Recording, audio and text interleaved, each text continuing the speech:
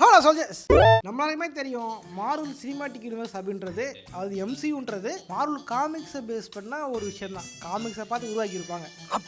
But உண்மையிலே வந்து 100% காமிக்கை பார்த்து பண்ணாங்களா அப்படின்னு கேட்டிங்கன்னா அதான் இல்லை. காமிக்கில் இருந்து பல விஷயங்கள் எடுத்து அவனுக்கு இஷ்டத்துக்கு பல விஷயம் மாற்றி வச்சிருக்கானுங்க. அப்படி என்ன மாற்றானுங்க, எப்படி இது பண்ணாங்க, அதில் வந்து என்னடா இவ்வளோ மாற்றி வச்சிருக்கீங்க அப்படின்ற மாதிரி எதெல்லாம் ஷாக்காக இருக்குது அப்படின்றத பற்றி இதை தெளிவாக பார்க்கலாம். அது interesting facts about Marvel movies versus comics. வீடியோக்குள்ளே போகிறதுக்கு முன்னாடி என்ன பண்ணுறீங்க அப்படின்னா இந்த வீடியோ லைக் பண்ணிட்டு சப்ஸ்கிரைப் பண்ணுங்க. அது நம்ம புது சேனல். அது மட்டும் இல்லாமல் கீழே ஹைப்னு ஆப்ஷன் இருக்கும்.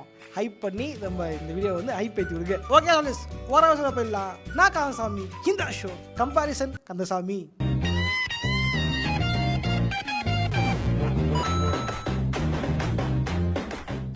முதல்ல பார்க்க போகிறது ஸ்டோரி லைன்ஸ். ஸ்டோரி லைனில் பார்த்தீங்க அப்படின்னா மார்வல் வந்து புக்கில் இருந்து பல விஷயங்களை எடுத்து பல கோளாறுகளை பண்ணியிருக்காங்க. குறிப்பாக சொல்லலாம் யூனிமாட்டிஸ் வந்து பார்த்தீங்கன்னா எம்சியூவில் வந்து காட்டவே இல்லை. அது டீமே கிடையாது. பட் டாக்டர் ஸ்ட்ரேஞ்ச் மாமில் that means multiverse of madness ஷார்ட்டான மாம் தான் வரும். நிஜமாதான் அதில் வந்து வேற யூனிவர்ஸ் மாதிரி காமிச்சிருப்பாங்க இல்லையா. காட்ட மெம்பர்ஸ் எல்லாம் ஒரிஜினல் காமிக்கிற மெம்பர்ஸே கிடையாது. நீ என்ன சொல்ற? ஒரிஜினலாக பார்த்தீங்க அப்படின்னா Namor, Black Bolt, Iron Man, Reed Richards, Doctor Strange, அப்புறம் ப்ரொஃபசர் எக்ஸ் இவங்க தான் வந்து காமிக்ஸ் இருந்திருப்பாங்க. பட் மூவிஸில் பார்த்தீங்க அப்படின்னா அயன்மேனும் காட்டல, நெமோரும் காட்டல. அதுக்கு பதில் கேப்டன் மார்வலையும் கேப்டன் கார்டையும் காமிச்சிருப்பாங்க. பத்தாவதுக்கு மோடார்லாம் ஒரு ஆளாடா, அவனை தான் டாக்டரை சேர்த்துக்கிட்டு அவனை காமிச்சிருப்பாருங்க. இது பார்த்தீங்க அப்படின்னா உண்மையிலே வந்து ஒரு என்ன சொல்றது, மார்வல் காமிக்ஸில் அந்த ஒரு டீம் வந்து பயங்கரமான டீமாக இருப்பாங்க. அதாவது ஒரிஜினல் அவங்களோட டீம் இருப்பாங்க தெரியுமா. ஃபண்டாஸ்டிக் ஃபோர், அவெஞ்சர்ஸ், எக்ஸ்மேனு, இந்த டீமுக்கு லீடர்ஸ் தான் முக்கியமாக இருப்பாங்க. அந்த டீம் மெம்பர்ஸ்க்கே தெரியாமல் இவ்வளோ டீம் இருக்கும். அவசியம் யாருக்குமே ஒரு டீம் இருக்குது தெரியாது. அதேமாதிரி எக்ஸ்மேன் இருக்கிறவங்களுக்கு யாருக்குமே இந்த டீம் இருக்குது தெரியாது. ஆனால் இங்கே எடுத்தவனை தூக்கிடும்போ காமிச்சிருப்பாங்க தலைவிட, இந்தப்பா கம்பெனி இது ஆளுங்க பாருங்கப்பா அப்படின்ற மாதிரி. இதே மாதிரி பார்த்தீங்க அப்படின்னா அவங்க ஏன் பிரிவாங்க, இதேமாதிரி டீம் வந்து டீம் இருக்கும்.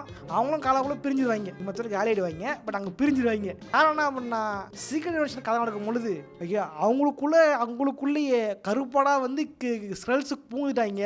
இதை யார் நிஜமான ஆளுன்ட்டு கண்டுபிடிக்க முடியாது அப்படின்ற மாதிரி சண்டை வந்துட்டு இருக்கோம். குறிப்பாக நம்ம பிளாக் போர்டு பார்த்துருப்பீங்க இல்லையா. அதால வாயை திறந்தாலே வந்து மொத்தம் காலிடுவாங்கன்னு தெரியுமில்ல. அந்த ஆளை வந்து ஸ்க்ரல் ரீப்ளேஸ் பண்ணிருப்பாங்க. அதுலேருந்து புரிஞ்சுட்டு தான் இல்லை எவன் ஸ்க்ரல்னு தெரியாம இந்த டீமே வேணாம் போனால் பிரிஞ்சிட்டு இருப்பாங்க. அந்த மாதிரி பயமாக கதை செம்மையாக இருக்கும். ஆனால் காமிக் அதை போட ட்ரை பண்ணுறேன். இந்த மாதிரி கதைலாம் அதுக்கு படத்தில் காட்டவே இல்லை. இதே மாதிரி தானோஸோட தானோஸ் பார்த்தீங்க அப்படின்னா மார்வல் மூவிஸில் அவர் நோக்கமாக சொல்லப்பட்டது நல்ல நோக்கம். அதாவது நல்லா வந்தாங்க யூனிவர்ஸில் யூனிவர்ஸ் காலியாகுது, பாப்புலேஷனாக பாதியாக குறைச்சிட்டோம்னா பேலன்ஸ் யூஸை வச்சு பேலன்ஸ் மக்கள் வாழ்வாங்க அப்படின்னு தான் தலைவன் வந்து ஸ்டாப் போட்டிருப்பா. அப்படி கரெக்டானே பர்ஃபெக்ட் பேலன்ஸ் வேணும்ட்டு. பட் உண்மையிலேயே இந்த பர்ஃபெக்ட் பேலன்ஸ்லாம் காமிக்ஸாக கிடையவே கிடையாது. இன்ஃபினிட்டி வார் நடக்குது மெயின் காரணமே தானோஸோட லவ் சிக் தான். டெத் அப்படின்ற ஒரு என்டிட்டியை வந்து லவ் பண்ணிருப்பா. அப்படி அவளை வந்து ஒரு இம்ப்ரெஸ் பண்ணணும், ரோஸ் கொடுறா, ஆனால் திரும்ப கொள்றேன். இதெல்லாம் எங்களுக்குள்ள ஒரு என்டர்டைன்மெண்ட்டுங்க.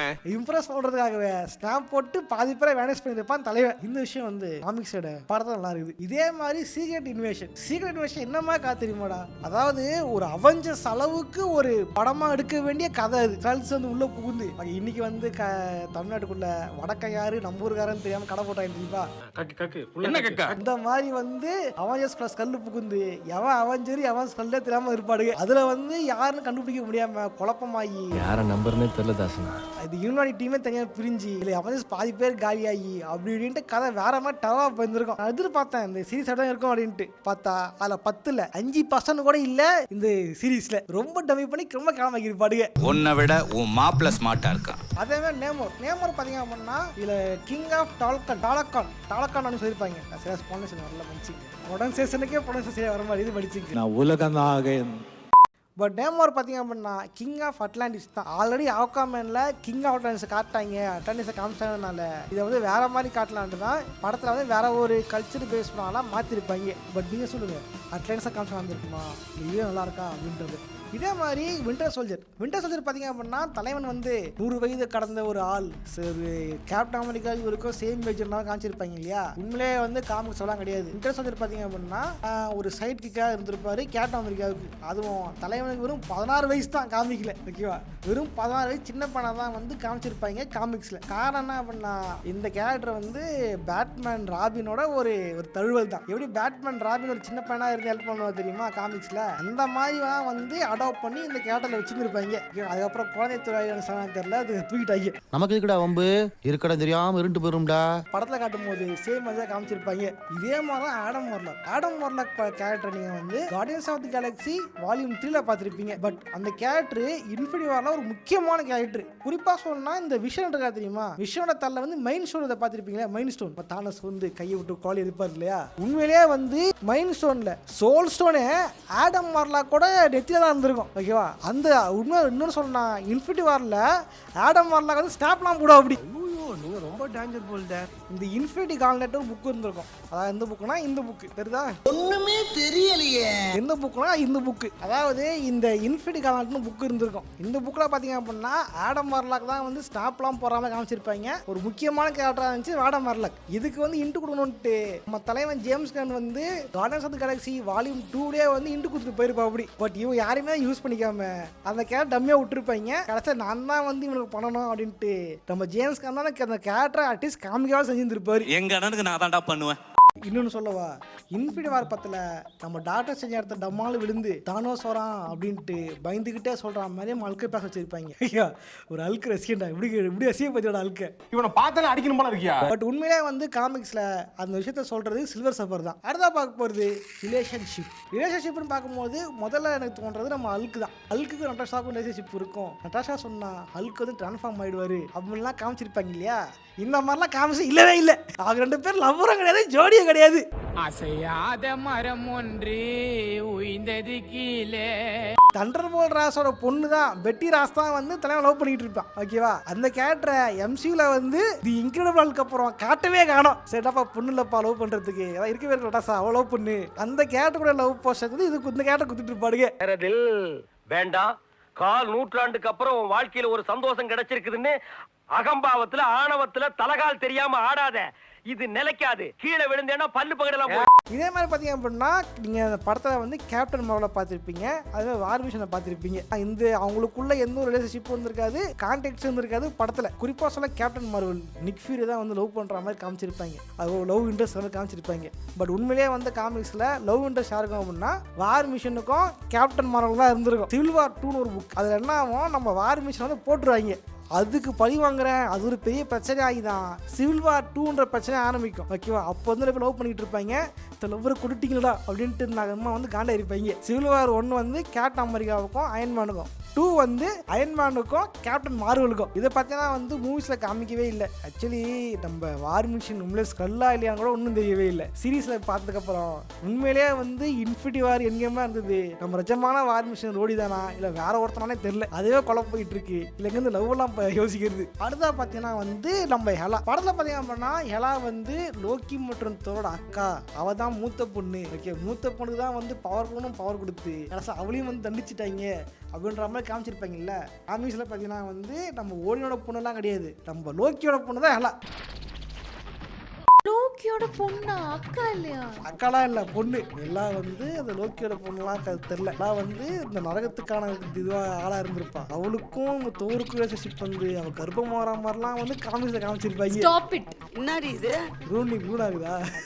இதே மாதிரி பார்த்தீங்கன்னா டீச்சர் லவ். டீச்சர்லாம் வந்து கல்யாணம் பண்ணது யார் அப்படின்னா ஸ்ட்ராம் அப்படின்ற எக்ஸ்மேன் மெம்பர் தான் லவ் பண்ணி கல்யாணம் பண்ணிருப்பாரு காமிக்ஸில். மூவியில் வந்து எக்ஸ்மேனா காட்டல, அப்புறம் எங்க இவ்வளோ காட்டுறது அப்படின்ட்டு நக்கியா அப்படின்ற ஒரு கேரக்டரை வந்து லவ் பண்ணி வந்து ஜாலியாக இருந்தாருங்க, அதில் வந்து பையன்லாம் இருக்காங்க அப்படின்ற மாதிரிலாம் காமிச்சிருப்பாங்க. இவர் தாங்க அடுத்த பிளாக் பேந்தர் மாதிரிலாம் காமிச்சிருப்பாங்க. என்ன பண்ணுறது, ரைஸ் பிரச்சனை பெரிய பிரச்சனையாக இருக்குது. பெரும்பாலும் நடந்தது ரைஸ் பிரச்சனை, சிலது வந்து இன்ட்ரெஸ்ட் கொஸ்டன் மாற்றிருப்பாங்க. அடுத்தா பார்க்க போகிறது பவர்ஸே பார்த்தீங்கன்னா மாற்றிருக்காங்க படத்துக்கும் காமிக்ஸுக்கும். சரியா சொல்லலாம், நம்ம மிஸ்மாவோட பவர் பார்த்தீங்க அப்படின்னா ஷேவ் ஷீட்டிங். அதாவது வந்து இந்த மிஸ்டர் ஃபண்டாஸ்டிக்கா தெரியுமா, ஒரு மாதிரி கை நீள்றது பெருசாகிறதுன்ட்டு கை நீள்றது தான் இவர் பவர். பட் இது கை பெருசெல்லாம் ஆகும். அந்த மாதிரி ஷேவ் ஷீட்டிங் பண்ணுறதான் வந்து இவரோட பவரே. ஓகே, அப்புறம் என்ன பண்ணிட்டாங்க, இவர் வந்து ஒரு வளையல் போடுவாப்பா, வளையல் போட்டோட லைட்டு மாதிரி பவர் வரும்பா, கிறிஸ்டல் மாதிரி பவர் வரும்பான்ட்டு எம்சியோட சீரீஸில் வந்து மாற்றிட்டாங்க. ஆக்சுவலி மிஸ் மார்வல் சொன்னாமல் வருது. இந்த மிஸ் மார்வல் பட்டம் இருக்குது தெரியுமா, இந்த பட்டம் பார்த்தீங்கன்னா வந்து கமலாகாந்த் தான் கொடுத்துருப்பாங்க மிஸ் மார்வல்ட்டு. உண்மையிலே மிஸ் மார்வல் அவள் கிடையாது. உண்மையான மிஸ் மார்வல் யார் அப்படின்னா நம்ம கார்மல் டானஸ் தான். அதாவது இப்போ கேப்டன் மார்வல் தெரியுமா, ஒரிஜினல் பேர் வந்து மிஸ் மார்வல். ஒரிஜினலாக கேப்டன் மார்வல்ட்டு ஒரு மேல் கேரக்டர் இருந்துச்சு. அந்த கேரக்டர் இருக்கும் பொழுது இந்த மாதிரி சைட்காக இருப்பாங்க, அதனால மிஸ் மார்வல் பேரை வச்சுட்டு இருப்பாங்க. அவன் செத்து போயிடுவான். செத்து போனதுக்கப்புறம் தான் போற வாங்கிட்டு இந்த அம்மா வந்து கேப்டன் மார்வல் பேரை மாறிடுவாங்க. ஓகேவா, அதனால தான் வந்து மார்வல்ஸ் படத்தில் இந்த மிஸ் மார்வலும் கேப்டன் மார்வலும் ஒன்றா காமிச்சிருப்பாங்க. இவளோட ஃபேனு, இவரோட மிகப்பெரிய திக்கஸ்ட் ஃபேனு அப்படின்ற மாதிரி காமிச்சிருப்பாங்க. காமிக் கவர்லாம் இருக்கும். கேப்டன் மாரோட படத்தை வந்து இவ பெயிண்ட் வச்சு அடிக்கிற மாதிரிலாம் வந்து கவர்லாம் இருந்திருக்கும். ஸோ இதுதான் டேட் கனெக்ஷன் எடுத்துக்கும். இவங்க வந்து ஓவர் ஃபெமினிசம் கான்டென்ட்ற பேரில் ஒரு மெயில் கேரக்டர் இருக்கக்கூடாது, மெயிலை பார்த்தா வந்து இன்ஸ்பயர் ஆனா அப்படின்னு காட்டவே கூடாதுங்கோசரம் அந்த Captain Marvel original Marvel character மார்வல்னு கேரக்டர் அந்த கேரக்டரும் பொம்பளையா காமிச்சு கிரியா காமிச்சிருப்பாங்க. ஓகேவா, படத்தில் ஒரிஜினல் காமிக்கோட சோர்ஸே கெடுத்துட்டானுங்க. காரணம் பாலிடிக்ஸ் அஜெண்டா. படம் நல்லா இருக்கா இல்லையா, எங்களுக்கு அரசியல் பண்ணணும், அவ்வளோதான். நாங்கள் அரசியல் பண்ணோம், அதெல்லாம் எங்களுக்கு தெரியாது. பாடன்னா அடிப்பா.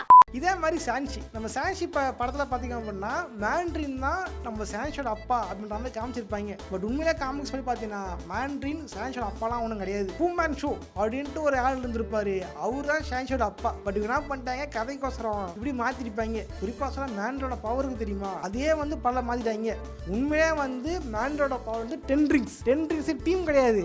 உண்மையிலே அவன் 10 மோதிரம் போட்டிருப்பான் கையில். ஒவ்வொரு மோதிரத்துக்கும் ஒரு பவர் இருந்திருக்கும் மேண்ட்ரினுக்கு. என்ன பண்ணிட்டாங்க, 10 ரிங்ஸ் மோதிரத்தை வலையெல்லாம் மாத்திட்டானுங்க. 10 ரிங்ஸோட ஒரு 10 பேங்கிள் ராது 10 பேங்கிள்ஸ் மாத்திக்கடா. அப்ப இனிமேல் உன் பேர் தீப்பறி திருமுகம் இல்ல, ரத்த திருமுகம் தான். இது மட்டுமா யாண்டுவோட மெயின் பவர் என்ன பார்த்தீங்கன்னா ஆர்ச்சர், ஸ்பேஸ் ஆர்ச்சர், அதாவது வில் வித்தைக்காரர். எப்படி நம்ம ஹாக்கை வந்து வில்லு விடுவாரோ இந்த மாதிரி வந்து தானே வில்லு விடுவான். பட் அதை வந்து ஒரு வில்லு விடுறவன் ஸ்பேஸ் இல்லையா அப்படின்ட்டு கொஞ்சம் பவர் கம்மியா இருக்குமோ அப்படின்னு நினைச்சுதான் அந்த பவரை மாத்தி விசில் அடிச்சா சருன்னு போகும்டா, நான் கையில விட மாட்டேன்டா அப்படின்ற மாதிரி ஒரு அட்வான்ஸா காமிச்சிருப்பாங்க படத்துல. ஜேம்ஸ் கன்ல வேற லெவலியா.